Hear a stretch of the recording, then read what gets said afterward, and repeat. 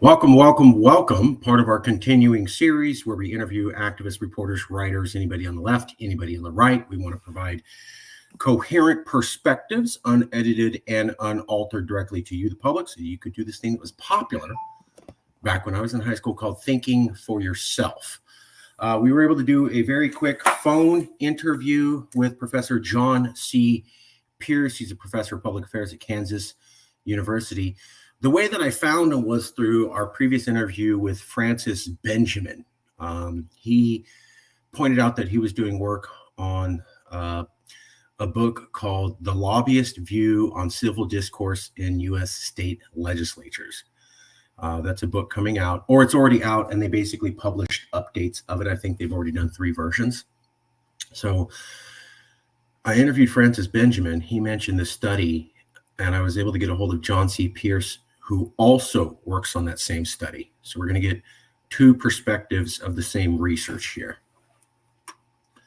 All right, let's get started. So first, just a little background. Here's John C. Pierce at the Kansas University School of Public Affairs and Administration. He's in political science, having enjoyed appointments at Tulane University, Washington State University, the University of Colorado, and the University of Kansas in museum studies and public affairs and administration.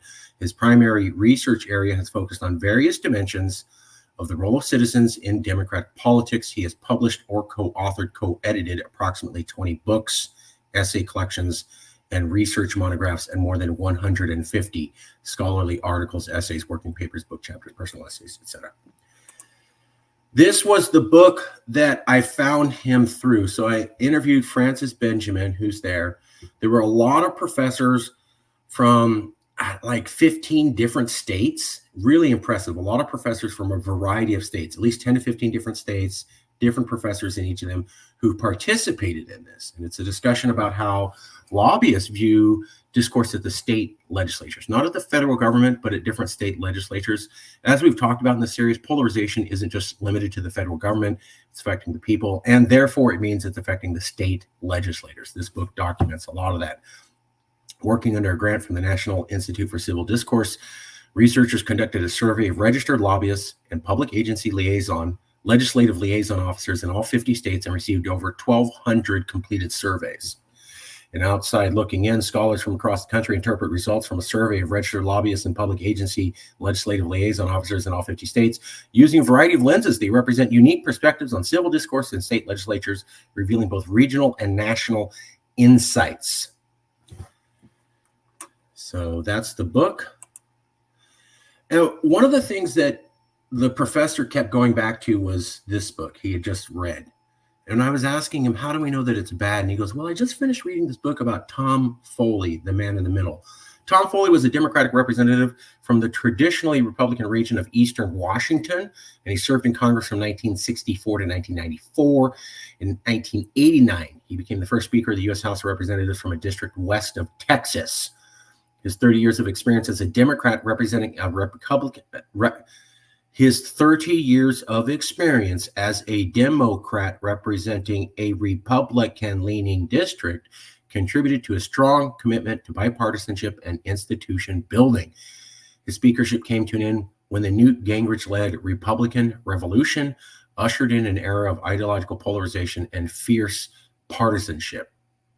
So the professor was pointing out, you used to have politicians like Tom Foley here, and Democrat from a Republican area, and he was able to pull people together from both parties. And now you won't see people like Tom Foley in Congress. It's interesting that Tom Foley time ended when Newt Gingrich came in. We've routinely talked about how Newt Gingrich ushered in steps that would lead us to the level of political polarization we're at now in the 1990s. Tom Foley's period apparently ended right before him. And this is the book, and it's talking about how legislators view, lobbyists view political polarization. By the way, lobbyists are saying that polarization has become worse and that it's not workable like it used to be. So basically, the book documents how polarization is spread from the federal government to the state government.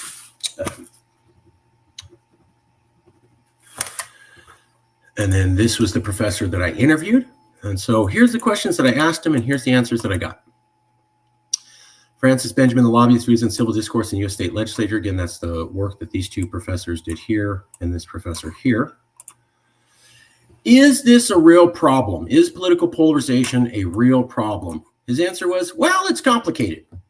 If it has to do with legislatures and the ability to respond to problems in the country, yes, it's a problem. So if you're talking about can governments come together, solve problems, and pass laws, they are having trouble doing that. And yes, that's a problem if that's what you mean by polarization. On the other hand, political polarization can be positive because it helps to clarify important issues. People get polarized and they take extreme positions, and you can see where they are at hand. So political polarization, he said, isn't all bad. It forces people to take very stark opposite views on issues, but that makes the decision for the public very clear. And if you look at it that way, that's positive. You know, now you're really understanding what the issue is and what the options are. So I said, okay, are the people polarized? You said the legislators have a difficulty solving problems. Yes, that's a problem. Okay. Are the people themselves polarized? Again, he goes to, it's complicated. Sorting is going on. People may not be more angry, but more sorted. People have situated themselves around people who think like they do. There has been sorting before in times where there was less sorting. It's not the same thing as people being angry. So he's taking a position that was taken by Professor Morris Villarena. We don't necessarily have more polarization among the people. We just have more sorting, aka the big sort. He's saying the big sort is real. He also asked, can you have leaders who bridge those differences? He finished reading the book about Tom Foley, Speaker of the House, man in the middle, being able to bring people together. And how that's gone. So I said, okay, I asked you if political polarization at the congressional level is a problem. You said it's complicated. I asked you if political polarization at the people level is a problem. You said it's complicated. So let me just be blunt. Will we have Tom Foley's again in the or will we never have them? So I'm just trying to get to, I asked you a question, you said it's complicated. I asked you another question, you said it's complicated. Is it bad? Yes or no? That was hard to get a response. So I said, okay, you just got done saying Tom Foley was awesome and that this was when things were working well. Okay, let me phrase the question. Will we ever have another Tom Foley again, or we will never have another Tom Foley again? That he did respond to. He goes, we are just about there. There is a time when you could say we will never have a Tom Foley again. So when I phrased it that way, he goes, yeah, we're just about there. We're just about at the time where you could say we will never see someone like Tom Foley again who can bring both sides together again. So yes, that's bad. He works at Kansas University, but he's really a Northwesterner. You want to make me clear. He's not a Southerner. He's a Northwesterner, although he works there. I said, well, will it get better? And he goes, well, we won't be able to know if political polarization get better until the next election, based upon how people accept the outcome. If people don't accept the outcome again, like the last election, it could be bad. That'd be 2 elections where people are not accepting the outcome. That makes a trend that's bad. However, if people do accept the outcome, maybe it means we're getting better. But he then added this.